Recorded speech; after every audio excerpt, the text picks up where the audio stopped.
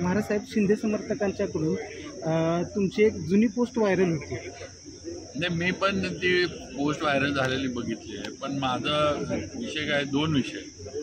ती पोस्ट जी आहे त्या पोस्टचा संदर्भ हा त्यावेळेला माझ्यावर आरोप झाले होते त्याला उत्तर देण्याच्यावर नव्हता। मी जे मध्ये प्रचारसभेतनं एक विषय मांडला की सातारा शहराचं म्हणजे शहरवासी म्हणून आपलं काय आहे की आपली MIDC नवीन आता जी जुनी आणि ॲडिशनल आहे ती सोडून आपल्या MIDCचा एरिया वाढला पाहिजे, नवीन कारखाने मोठे इथं आले पाहिजेत तर शहराला एक काय म्हणायचं एक आर्थिक हे मिळेल, नवीन कारखाने आले। आता ह्याच्यामध्ये नारायण राणे इंडस्ट्री मिनिस्टर असताना देगावला लागून आत्ता जी संलग्न असणं तिकडे शिक्के पडले होते।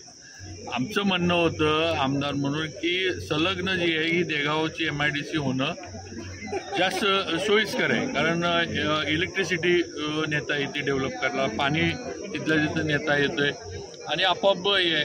पण याच्यामध्ये पण नंतर तिथल्या थोड्या काही लोकांचा सुरुवातीला विरोध होता, नंतर आम्ही त्यातली जी बागायत जमीन आहे ती वगळण्याचा निर्णय शासनाकडनं केला, किंवा त्यांचं तळं आहे देगावचं ते पण वगळलं होतं याच्यातनं। जी आपण कुठली जमीन मागत होतो जी डोंगर उताराला आहे आणि जिथं पाणी कधी पोचणारच नाही, जी खडकाळ आहे जिथं शेती होऊ शकत नाही, अशी जमीन घेऊन MIDC वाढावी, ज्यांची बागायत आहे जी शेती करतात ती जमीन वगळावी, अशा पद्धतीची बैठक पण झाली होती कलेक्टरांकडं। पण मी जे म्हणलं की म्हणजे आमदार शशिकांत शिंदे साहेबांनी विधान परिषदेचे आमदार झाल्यावर आता म्हणजे ही मागची निवडणूक झाल्यानंतर त्यांनी एक प्रश्न विधान परिषदेमध्ये मांडला किंवा हे शिक्के जे पडलेत हे शिक्के उठवावे म्हणून, हे सगळं रेकॉर्डवर आहे, हे मी माझ्या मनाचं बोलत नाही, हे विधान परिषदेच्या रेकॉर्डवर आहे।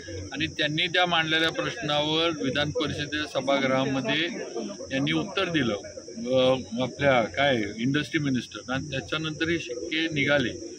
माझं म्हणणं होतं की तुम्ही सातारचे जे MIDC व्हायला पाहिजे होते, आता आम्ही निगडी आणि वरणे ह्याच्यावर ठीक आहे तिथं पण लोक, पण आम्ही तरी भांडून ते शिक्के अजून ठेवले, तिथं पण आमचं म्हणणं आहे की लोकांनी समजून घ्यावं, बागायती जमिनी आपल्याला नकोत, बागायती जमिनी घ्या असं आमची मागणी नाही।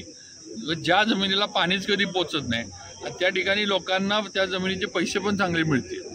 आज सरकारचं जे नवीन धोरण आहे मला वाटते रेडी रेकनरच्या 4 पट 5 पट हे देतात ॲक्विजिशन। माझा आरोप हाच होता की शिंदे साहेबांच्या त्या प्रश्नामुळं आमची सातारची MIDC गेली, शिक्के उठले।